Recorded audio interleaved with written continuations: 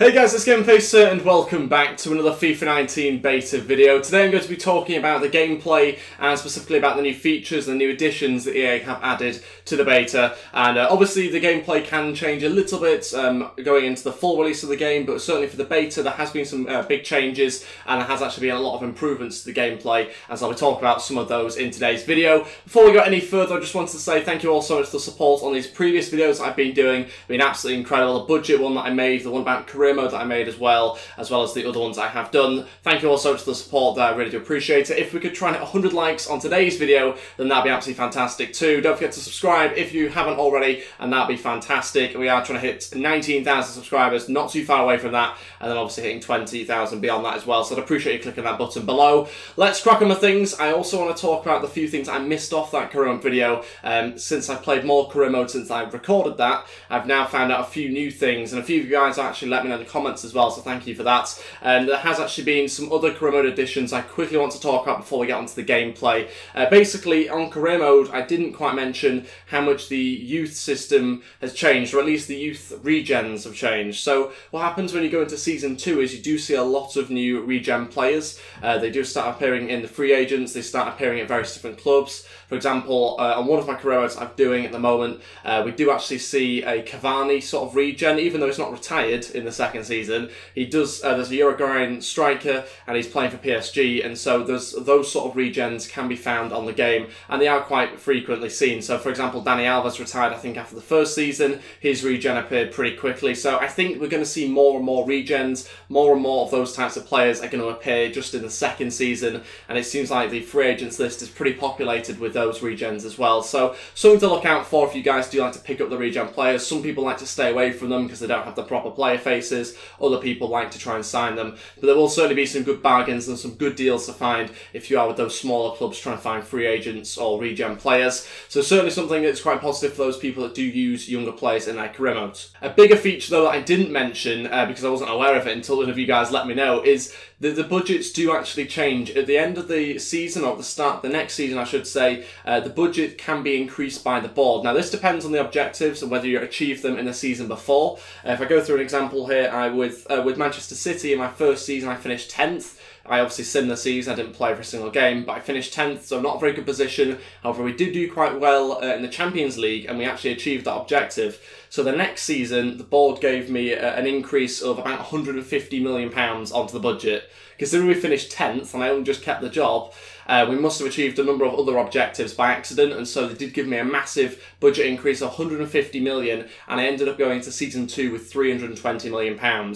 I also think that possibly if you kept some of the budget from the season before, some of that might well carry on as well from that season. Not too sure on that one, but I know certainly that you get an email a few days into the new season which basically says the board have increased your budget, and if you get that, that's fantastic news, because if you're playing with a big team, a big Premier League club, often that is quite a large increase. I should, however, say that that isn't always the case. If you're playing with someone like Leeds, for example, as I did, the new season I got 300 grand budget increase. So it all does depend what club you're playing for, what objectives you obviously achieve as well. So it is pretty randomised, but you do get a nice little budget increase if you are achieving those objectives, which I suppose gives you more of an incentive to try and do that. So something I think people will certainly be striving for, probably more often than what we saw last FIFA. And so let's now move away from career mode and move on to the gameplay, which is what I wanted this video to all be about. I'm going to be going through some of the new things that have been added to the game. EA have spoken a lot about the new sort of touch controls, and usually they say this every single year, that there's new ways that you can control the ball as a player on the pitch and things like that, and it's all kind of hyped up unnecessarily, but actually this year you can notice it. You do notice it very, very quickly. There's new sort of little flicks and tricks that players can do to control the ball and to bring it down, that sort of thing. You do notice that quite often actually, and it does feel really good in game. It feels very realistic. I was really impressed actually by the realism of the gameplay. Usually when I play the betas over the last few years, I do these sort of videos and I just basically have a go at how bad the gameplay is. But actually this FIFA on this beta does actually seem okay. I've seen a lot of people being quite negative towards it, but even though it you know, always is the same when it's a new game. You've got to get used to the new gameplay, but I actually think it is pretty good on this beta, and hopefully it doesn't change that much from what we're seeing on this beta, because playing on Legendary, it is actually quite a nice challenge, and you do get a variety of different sort of score lines from that as well, which are quite realistic. So I'm certainly very impressed by the gameplay. Like I say, the new touch controls are very obvious to see. You do get them quite often in game. You get the opposition using them as well, where they might step over the ball and then try and lose their man kind of thing. So I was actually quite impressed with that implementation into the gameplay. That was really good to see. Also, there's new crossing animations as well, just little things that you'll notice when you play the game. For example, when you cross the ball, it does look a little more realistic, the way that the player crosses it, I suppose, and also the way that the players are heading the ball as well, leaping up in the air. Those animations have all changed. The jumping animations all look very different for the players and a lot more realistic as well, which is good to see. And like I say, these are very obvious. You'll notice them very, very quickly when you start playing FIFA yourself.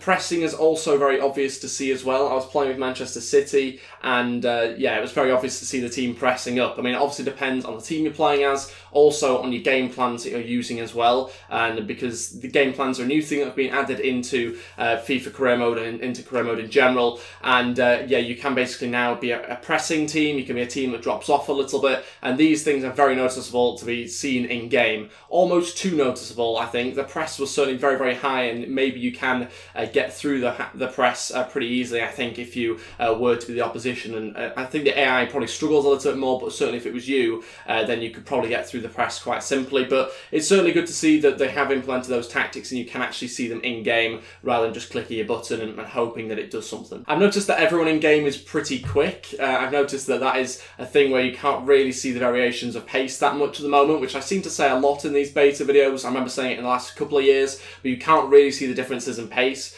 which is maybe not such a good thing so far, but it does usually get corrected for the full game, so hopefully that is the case. I've noticed that it's very difficult to beat some of the defenders sometimes with that pace as well, so they do get their body in front of you and they do use their strength as much as they can, so something to look out for. I don't think we're going to see pace being particularly overpowered on this FIFA. I think it does look fairly balanced right now. The passing is also pretty quick as well. It's a very fast-paced game if you want it to be, so you do see the team moving up the pitch pretty quickly. Again, this probably depends on what team you're playing with and also what tactics you choose to go with as well. But certainly something I did notice is the pace of the game is fairly high.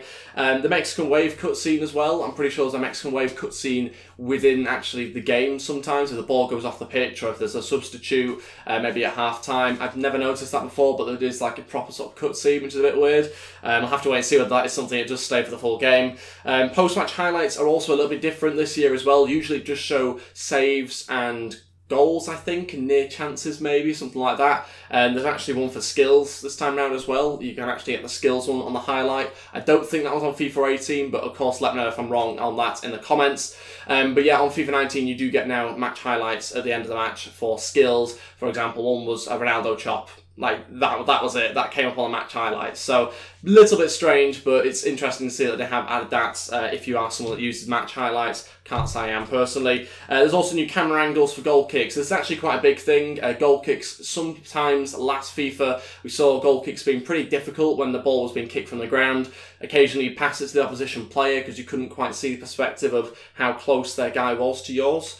This has changed massively. Now you're much further away from the goalkeeper, so you can see the goalkeeper as he kicks the ball, and it also makes it a little bit easier to play sort of chip passes and those sort of things which you see a lot more in real life from goalkeepers playing out from the back. So that's something I'm really impressed with. Actually, the goal kicks got a new camera angle and it looks much more realistic and much smoother. In general, the goalkeepers look absolutely incredible on this in terms of the animations and the realism of the goalkeepers. The way they throw the ball, kick the ball, looks so much more realistic, which is really good to see. They've done a fantastic job on that, and you won't hear me compliment them too much on many things of the gameplay, but in general I think the goalkeepers do look very, very good on this FIFA.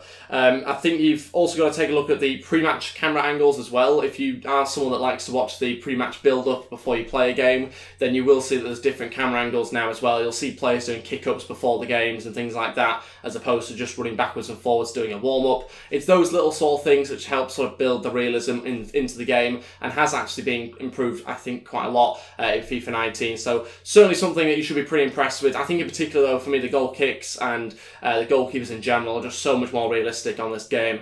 So I really was happy to see that. And the final one I want to talk about really is the corners. Now, last FIFA for me, I had to keep taking corners short because it was very difficult to score from a corner, or at least it was for me anyway. I did seem to struggle, but actually I think they've improved that. The corners look much better because players can jump much easier, and so I think we'll see more goals scored from corners on this FIFA, at least in this gameplay. Like I say, it changes for the demo, it changes for the full release, so we'll have to wait and see what gameplay we end up with, but certainly the new features and new animations that have been implemented into the game do look pretty impressive, and you certainly should be excited by the gameplay. A lot of people obviously not so happy about what we're going to see in career mode as far as we can see from the beta. There is some rumours that potentially new features will get released at Gamescom.